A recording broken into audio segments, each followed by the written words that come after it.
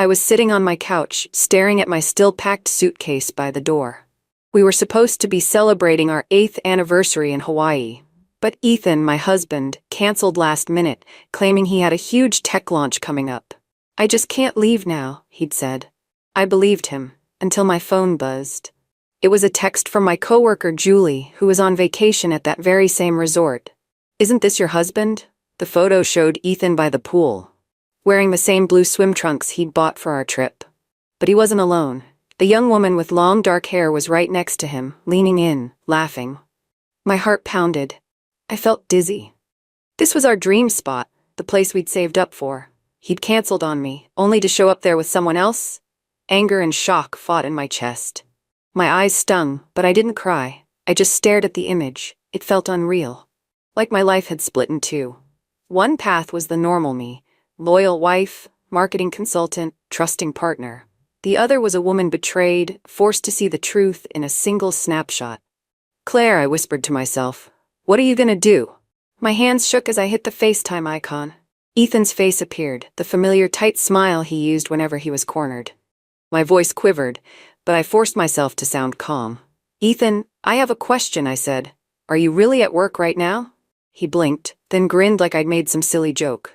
"Of course. Where else would I be?" I held my breath. "Julie just sent me a photo. It's you at the resort, with someone else." He stiffened. A flicker of panic crossed his face before he laughed. "That must be an old photo, probably from last year or some business event. You know people love to spread rumors." My heart clenched. "It's time-stamped. It's today." He mumbled something about technology being easy to fake. Suddenly, the call froze.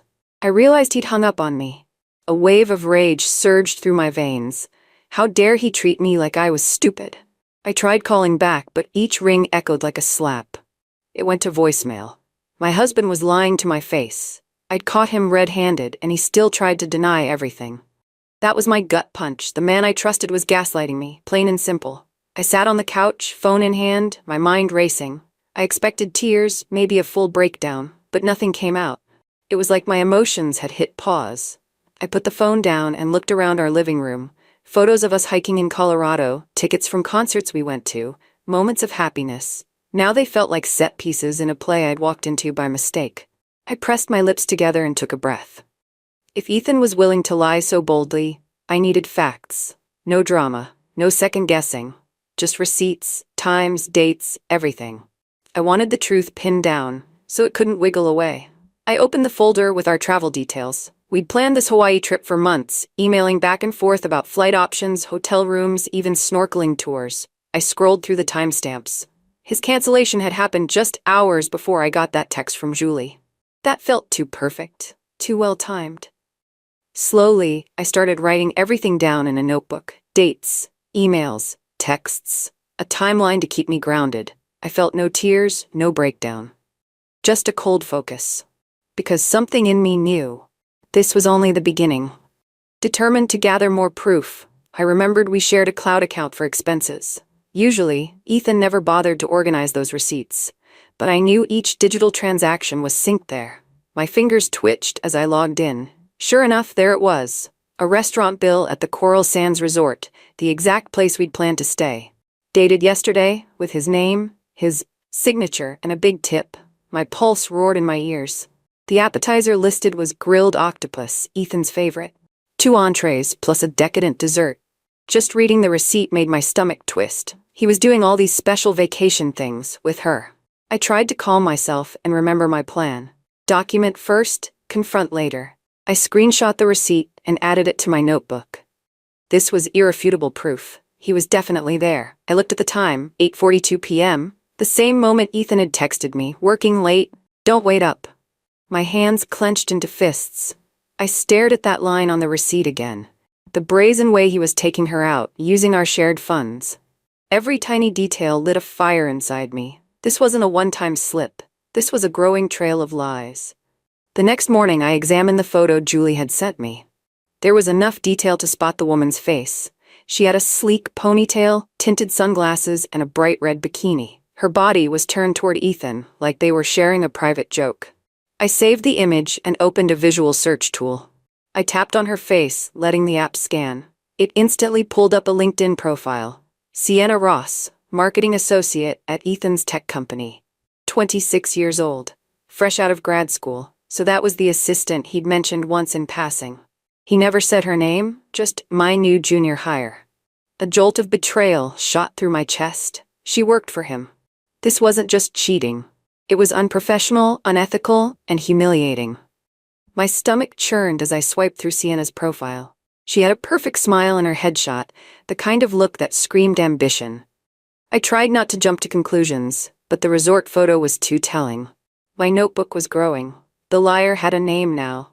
Sienna. I turned off my phone and stared at the blank wall.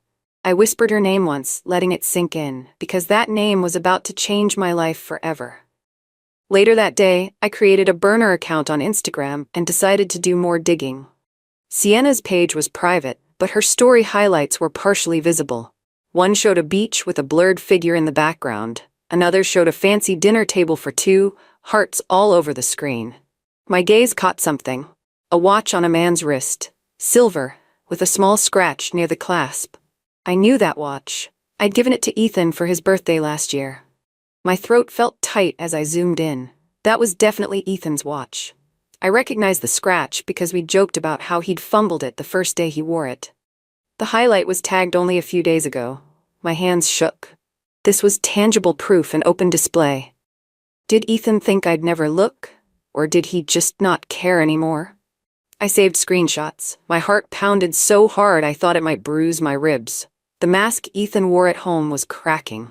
He pretended nothing was wrong, sent me texts like working late and miss you, but online, the truth was out. It was maddening, and it only made me more determined to get real answers and real justice. I woke up before dawn with a single thought.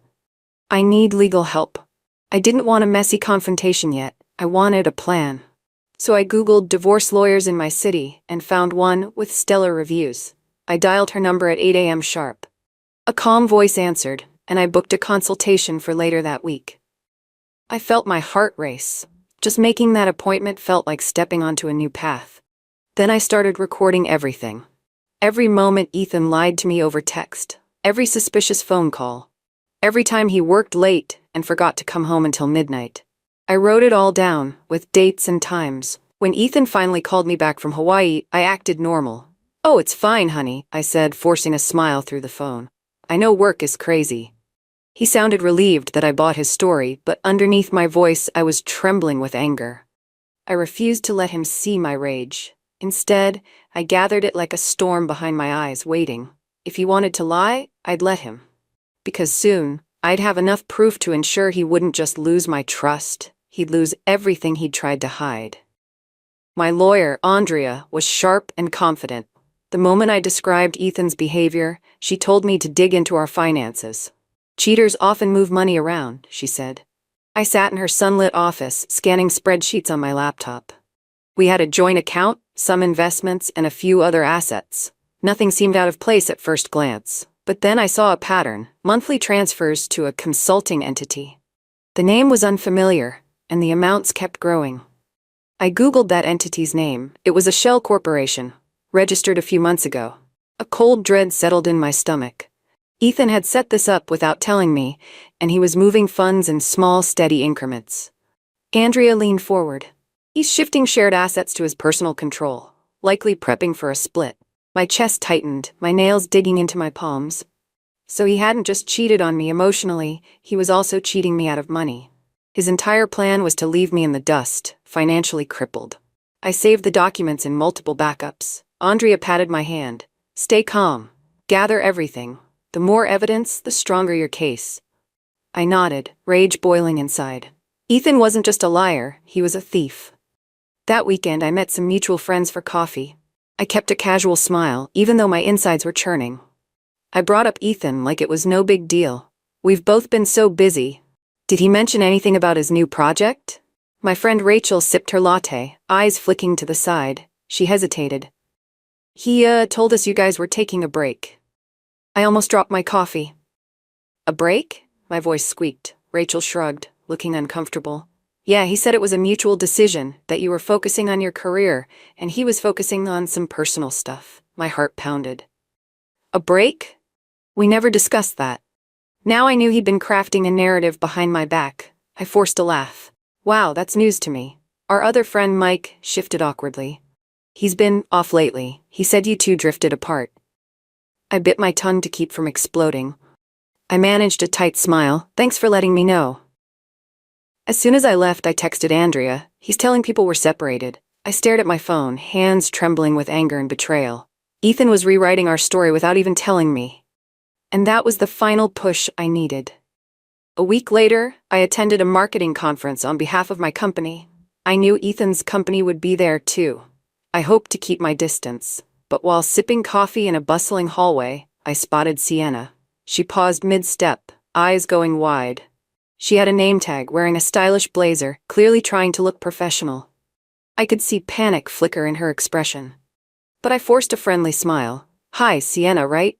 Her face went pale. Oh, hi, Claire. I didn't realize you'd be here. I played it cool, even though my stomach twisted. Small world, huh? How are things? She stammered something about being busy, then her eyes darted around. Clearly, she felt cornered. Suddenly, she blurted, I'm sorry about you and Ethan. He told me you two were, basically done. I froze. He said that? She nodded, then caught herself. I thought you were on a break. Like you said, so. My heart pounded with pure fury. But on my face, I kept a polite grin. Right, well, nice seeing you. I walked away, hands trembling. Sienna had just confirmed the lies. Ethan was telling her we were divorcing. He was setting the stage for our future to crumble. All while I played the role of clueless wife. That same night, I used my burner account to send a polite email to Ethan's company's conference scheduling team. I pretended to be a potential client, curious about the schedules of their key executives. It was a long shot, but the next morning, I got a courtesy response. No meetings for Ethan that week. He's on personal leave. They included the date range, exactly our anniversary trip week. I stared at the email, my breath catching in my throat. He had told me he was slammed with meetings, that this was a crucial time for the company, but he'd actually taken vacation days. I saved that email, adding it to my growing folder of evidence. Everything was lining up. Ethan had canceled our trip, lied to me about working, and used our shared finances to whisk Sienna away. My mind flashed with the memory of him hugging me the night before he left, telling me not to worry, that work will slow down soon. I felt betrayed all over again, but beneath that hurt, a grim determination fueled me. I whispered to myself as I closed my laptop, "Keep going, Claire. He wants to play dirty. Let's see who wins." I didn't plan to cry, but when the email arrived, my eyes stung with sudden tears. It was a confirmation email from a 5-star restaurant in Maui, the exact one Ethan and I had talked about for our anniversary dinner. The reservation was for 2, scheduled for the night we were supposed to be celebrating. He never canceled that part. Instead, he used it for him and Sienna. I felt a hot flash of anger, followed by a deep ache. That restaurant was on my dream list, somewhere special we'd promised ourselves, and he'd given that moment to her. My tears only lasted a minute. Then I swallowed hard, saving the email. Another receipt. Another piece of proof. I texted Andrea the screenshot. She responded immediately. "This will help. Keep everything." Ethan still hadn't returned home. He told me he needed a few more days for a big project. Lies, lies, lies. And here was the evidence staring at me in bold letters. Dinner for 2. Happy anniversary. I closed my eyes, clenching my fists. Fine. Let him have this fancy dinner. Because soon I'd serve him something far less pleasant, my own brand of justice. Ethan finally returned a few days later, looking tanned and relaxed. He tried to kiss my cheek, but I ducked away, pretending I had a headache. Inside, my pulse was raging, but I had a plan, and I wouldn't blow it by screaming now. Over dinner at home, I casually mentioned we should review our finances together soon. His eyes flickered with alarm. "Why?" he asked, forcing a smile. I shrugged, playing clueless. "Oh, just want to make sure everything's in order, especially with that big project you're doing." He nodded, but I saw his knuckles go white around the fork. The next day, I caught him rummaging through paperwork in his home office. I pretended not to notice, quietly sipping coffee across the hall, heart pounding. I wanted him uneasy, guessing what I knew but unsure how much. That tension was my advantage.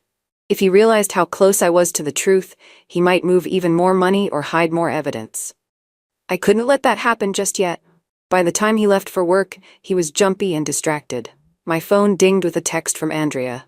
"Keep the pressure on, but don't show your hand." I smiled grimly. Seeds planted. One evening, Ethan said he'd be working late again. I seized my chance. I remembered we'd had a small fireproof safe in the closet, rarely used, mostly for passports and old documents. Something about the way Ethan acted lately made me think there could be more inside. I found the key hidden in his sock drawer. My heart pounded as I opened the safe. At first, I saw the usual stuff. But then I spotted a prepaid phone. It was tucked under some envelopes. My fingers trembled as I powered it on. Instantly, a gallery of photos popped up. Dozens of pictures of Ethan and Sienna, smiling, kissing, arms wrapped around each other. There were date stamps from a year ago to just last week. Another wave of betrayal hit me. This wasn't a fling. It was a long-term affair. My jaw clenched as I sent each photo to myself. The phone also held text messages between them, full of sweet talk and plans for their secret vacations. My body shook with anger. I locked the safe back up, placing everything as it was. Then I threw the phone key back in his drawer. He'd never suspect I'd found it. And now, I held the darkest proof of his betrayal. Sitting at my desk, I stared at the newly transferred photos from Ethan's secret phone. Some were dated from last year, at the same resort. That meant this Hawaii trip wasn't the first time he'd taken Sienna on our dream vacation. A memory tugged at me. Last year, Ethan claimed he had a surprise business trip to the East Coast. He even brought me home a cheesy souvenir coffee mug. It made me smile at the time. Now, it made me sick. He'd been in Hawaii with Sienna, enjoying beaches and romantic dinners. I closed my eyes, remembering how disappointed I was that he missed my birthday during that trip. I had brushed it off, telling myself he was working so hard to provide for us. But he was off in paradise with another woman. My blood boiled, and a wave of nausea hit. I forced myself to breathe. Each photo was a lie revealed. But knowledge was power. This fueled me to keep going. I clicked my phone, sending everything to a secure folder Andrea had set up. Let Ethan have his illusions. I now knew the extent of his lies, and soon he'd face the consequences. Later that week, Ethan finally broke down and confessed, sort of. He cornered me in the living room, face strained. "Claire, we need to talk." He admitted he'd been confused, that he met someone at work. He said it wasn't serious, just an emotional connection. My heart pounded at his half-truths. He didn't know I'd seen every photo. "I'm really sorry," he murmured, gripping my hand.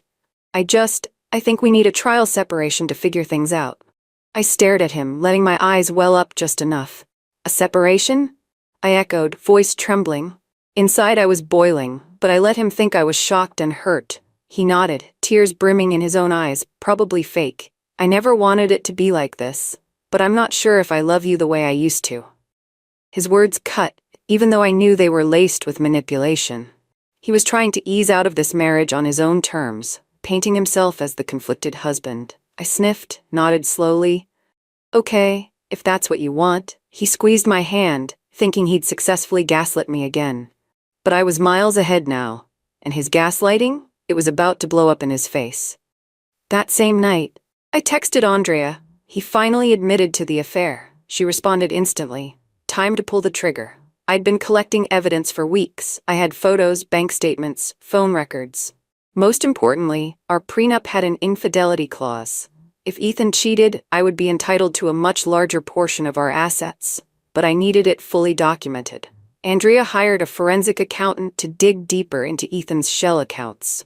I authorized her to gather phone records, emails, anything that proved his adultery and financial deceit. Each new piece felt like a protective shield around me. Meanwhile, Ethan strutted around the house like he'd come clean, like we could part ways peacefully. He kept mentioning amicable divorce, trying to push me to sign vague papers. I'd pretend to be uncertain, flipping through them, eyes watering. I'd just need time to think. In truth, I had zero intention of signing anything he gave me. I was playing along, letting him believe I was too heartbroken to see straight. But I saw everything. And with each signature he forged in his shell accounts, each receipt he hid, he tightened my legal trap further. Soon, I'd unleash it all. My next step was securing my own future. Andrea advised me to update my will and beneficiaries, so I did exactly that.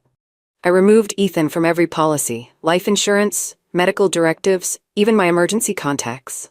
I named a close cousin as my new power of attorney. It felt surreal, crossing out my husband's name on documents that once symbolized our trust. But I knew I had to protect myself. If Ethan was moving money and lying about our status, I had no clue what else he might do. I typed each change with steady fingers, ignoring the ache in my chest. It dawned on me how far I'd come in just a few weeks. I was no longer in denial or shock. I was proactive, methodical. This was bigger than heartbreak now. This was survival. When I sealed the updated will in an envelope, I felt a tiny spark of triumph. Ethan would never see this coming. He probably thought I was curled up in bed, crying over our broken marriage. But in reality, I was rewriting my entire life, one legal document at a time. I slipped the envelope into a locked file cabinet, exhaling. Step by step, I was taking back control.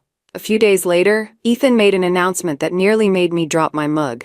He said, "Sienna and we're gonna live together for a while. I think it's best for us to have space, you and me." He said it with a solemn face, but I could see the tiny grin tugging at his lips. He probably thought he was free. He wanted me to mope around like a broken woman while he played house with his younger mistress. I played my part, wide eyes, trembling chin. I guess if that's what you need, I won't stop you." He gave me a sad smile, like he was doing me a favor. "It's for the best, Claire. Let's keep things calm and avoid drama." I nodded, biting my lip. Inside, I was screaming. Avoid drama? He'd canceled our anniversary, lied, and drained accounts. Yet he thought he could waltz out the door scot-free. That evening, he packed a few suitcases and left. I watched from the window as he drove away. Then I closed the curtains, my heart racing with a strange mix of anger and relief. He was gone, physically. But soon, I'd make sure he was gone legally and financially in a much bigger way. With Ethan gone, I felt freer to move. I installed a small security camera in the hallway, right by the study. It recorded both video and audio, sending clips to my phone. He still had a key, and I suspected he'd return to rummage through files or grab valuables. Sure enough, 2 nights later, the motion alert pinged my phone at midnight. I watched live as Ethan crept inside, heading straight for his office. My heart pounded. I turned up the volume. He was on a phone call. "Yeah, Sienna? I'm just grabbing some documents." He rummaged through drawers, cursing softly. "Claire suspects nothing. I told her we need space. She ate it up. Now I can finalize the transfer without her noticing." My blood boiled, but I stayed silent, letting the camera capture every word. He was basically admitting to hiding money. Then, with a sigh, he added, "Once the divorce is settled, I'll be fine. She won't get much anyway. She's clueless." I bit my lip so hard it bled, but I didn't burst into the room. I let him leave, slamming the front door behind him. Because this was the smoking gun I needed, his own voice, confessing everything on camera. The next morning, I marched into Andrea's office with my laptop in hand. I showed her the security footage of Ethan's midnight visit. She watched, jaw tightening. "This is golden," she said. "Clear evidence of deception and intent." I nodded, swallowing hard. "Let's do it, let's file." She smiled. "You're ready?" I thought about everything. The lying, the stolen vacation, the heartbreak. My stomach still felt raw, but I was beyond fear. I was sure. Absolutely. That afternoon, we filed for divorce. The complaint included adultery, financial misconduct, and emotional cruelty. Everything was laid out in black and white. The photos, the receipts, the phone logs, and the hidden camera footage. I felt a strange rush, handing it all over to the court clerk, like dropping a heavy burden. When the papers were ready to be served, I asked Andrea where they'd do it. She told me they'd hired a server who planned to deliver them to Ethan at a downtown restaurant. I pictured Ethan leaning across the table to Sienna, laughing at some private joke. Then, a tap on his shoulder. "You've been served." I almost felt a grim satisfaction. Almost. Word traveled fast. By the next week, a workplace gossip blog somehow got hold of the resort photo. Ethan and Sienna laughing by the pool, drinks in hand. It spread among their coworkers like wildfire. Someone leaked it to their HR department, too. I heard from a friend inside the company that they launched an internal investigation. Office relationships were allowed, but lying and misuse of company resources weren't.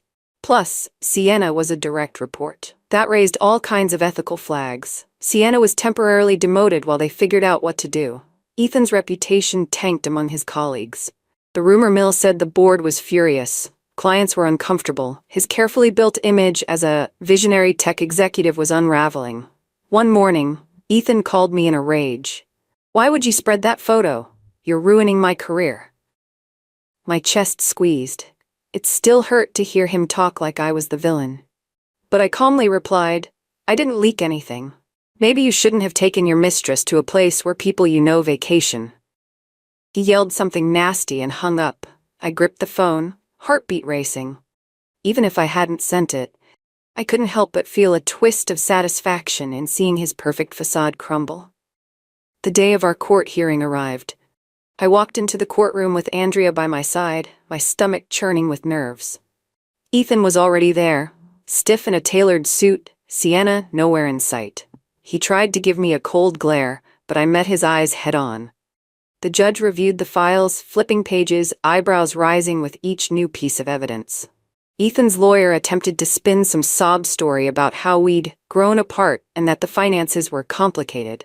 But then Andrea stood up, laptop in hand. She played the hidden camera footage. Ethan's voice echoed through the courtroom. "She won't get much anyway. She's clueless." I saw the judge's expression darken. Ethan's face went pale. He tried to interrupt, claiming I had no right to record him. Andrea calmly explained it was our home, and I had every right to install a security camera for protection. Finally, the judge asked Ethan if he had any defense. His voice trembled as he tried to blame me for being cold and unavailable. The judge didn't buy it. The evidence was too strong. I felt a shaky relief wash over me. For so long, I'd been silently suffering. Now, under those bright courtroom lights, the truth was out for all to see. A week later, the final ruling arrived. The judge declared that Ethan had breached our prenup's infidelity clause. He'd also concealed assets. The court awarded me the house, the bulk of our savings, and 70% of our shared investments. Ethan stood there, stunned, as the judge spelled it out clearly. My heart pounded in my chest. I could barely process it. It was a huge victory, one that felt both surreal and deeply satisfying. All his careful planning, his sneaking around, undone by his own arrogance. Ethan tried to argue, "She can't take everything." But the judge was firm. "You signed the prenup. You violated it. Actions have consequences." Andrea squeezed my shoulder, beaming. I glanced over at Ethan, who looked as if someone had knocked the wind out of him. For a moment, I almost felt pity. Almost. Then I remembered everything he'd done. The pity vanished. He stormed out of the courtroom. I walked out calmly, head high. My knees felt weak, but I stood strong. This was closure. This was justice. And as I stepped into the cool air outside, I finally felt free. He wanted to leave me with nothing. Instead, he handed me my future on a silver platter. A month later, I boarded a flight to Maui. Alone this time. I booked a gorgeous resort with an ocean view suite, the same type Ethan and I once dreamed of. But there was no sadness in my heart anymore, only a bright sense of triumph. I arrived at the resort, feeling a rush of memories. But instead of tears, I felt empowered. I spent my days walking on the beach, listening to the waves, sipping fresh pineapple juice by the pool. Every moment felt like a personal victory, a symbol that I'd reclaimed my life. One evening, I snagged a table at that 5-star restaurant. Soft music played as I savored my meal, a serving of butter-poached lobster baked in its shell with brandy cream sauce. At one point, I raised my glass of white sparkly wine to nobody in particular. Then I took a quick photo of the sunset and posted it online with a single caption: "When life gives you lemons, make lemonades out of them." Comments poured in, supportive, proud, cheering me on. It felt good to see how many people had my back. As I watched the sun dip below the horizon, I realized I wasn't alone or broken. I was stronger, wiser, and ready to start fresh. In the end, Ethan's lies set me free, and that freedom tasted sweeter than any revenge I could have dreamed.